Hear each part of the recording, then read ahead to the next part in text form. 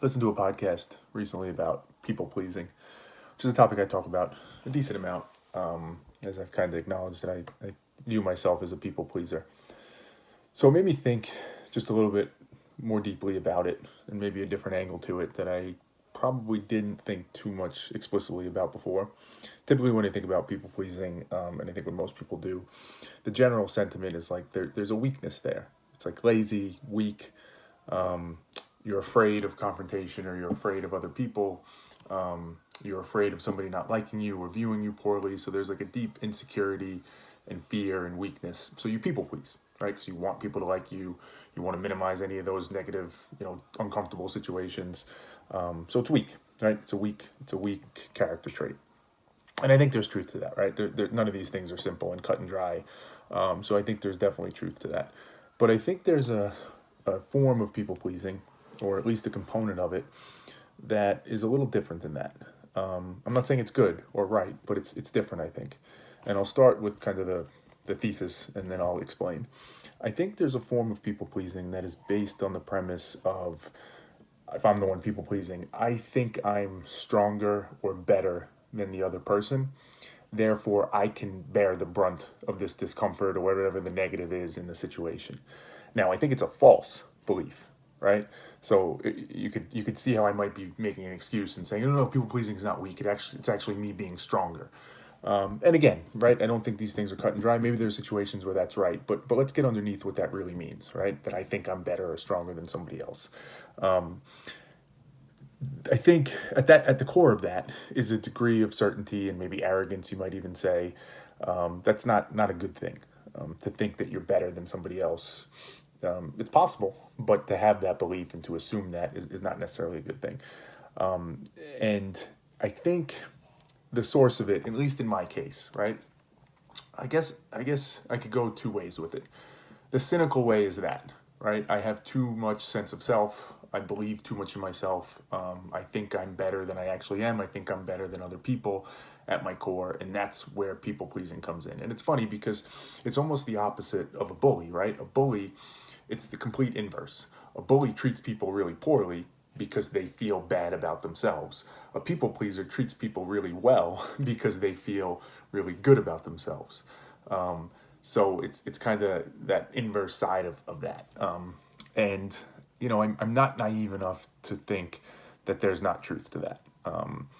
I probably do have somewhat of an inflated sense of self. Part of the thing, even in making these videos, is something I think about, right? I clearly think I have a message or something to say that's got value in the world. That's not inherently a bad thing, but there's a degree of self-belief and self-worth in that, and that, there's something there. So that's arguably the more cynical approach, or the more cynical view of it, that it comes from a place of arrogance and too much self-confidence. The other way you could go with it, though, is that there's an efficiency play there.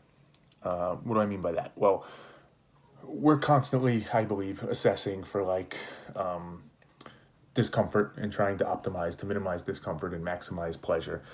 And in doing that, we're kind of constantly running calculations to assess a situation and say, hey, how's this going to play out? What's going to bring me discomfort? What's not? And I think our subconscious, to an extent, when you run into a situation where you people please, maybe, let's use a hypothetical. Let's say I have plans to go watch a football game with my friends, right? And then my uncle calls me up and says he really needs help doing something, right? Last minute, he needs help moving a couch or something like that. He could ask somebody else, but he needs to get this couch moved. So me as a people pleaser, I say, okay, sure. I can go do that last minute. I'll drive over to you. I'll skip going to this thing with my friends, because I feel bad, right? He's asking me nicely. I know he needs the help. I don't want to come off as rude or ungrateful because maybe he did something for me recently, whatever it is, right? But really, big picture wise, you look at it and you say, you don't have to go help, right? It was a last minute request. You already had plans. It's completely reasonable to say, hey, I'm so sorry. I can't do it tonight. I could do it tomorrow, right? That's a totally reasonable thing to say. But you don't, right? I don't. I say, yep, I'll be there. I'll help you move the couch. So in that calculation that my subconscious is running, it's trying to determine what's the best path forward here, right? At a base level, if you don't enter the conscious mind and kind of a more sophisticated math, your subconscious is running what minimizes displeasure right now. And certainly there's a component of, you don't get to go hang out with your friends and watch a football game. That brings some discomfort. But you're also now assessing the other person's reaction, your uncle's reaction, and you start to get a sense of guilt around that. You feel bad for that person. You think they're going to be so upset if I don't do this thing for them. It's going to hurt them so much, and that's going to make me feel guilty, and that's bad, right? So it runs that quick calculation, and it says, well, you're better equipped. You're stronger and better able to handle the discomfort of missing the football game with your friends, right? Your uncle's not. He'll be lost. He'll crumble. He'll fall apart. So therefore, if I net it out and look at the net discomfort that's going to come into play, better for you to go help your uncle, because the amount of discomfort he's going to feel is going to cause so much guilt for you that it's no good, right? It's not something we can go forward with. So blow off your friends, skip the football game, go help your uncle.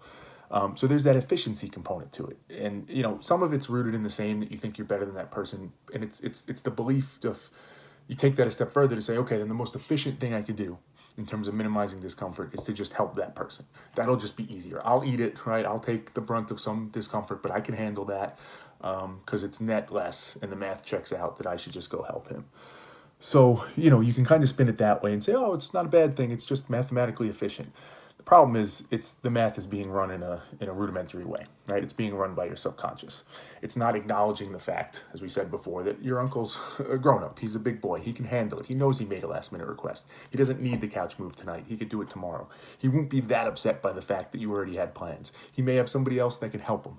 All these things that you should be factoring in, but you're not, because you're doing this base level calculation, and for whatever reasons, you've got this view, these biases, these identity issues that say, if I don't step in and play the hero right now, right, if I don't come in and save the day, everything will be destroyed and lost, and he'll be, just in a horrible spot. So you have to do it. So it's an interesting take on people pleasing, and what it might really be, and how it really manifests out. And as I always say with these things, somebody might say, well, why do you spend so much time thinking about this stuff and the mechanics and all that?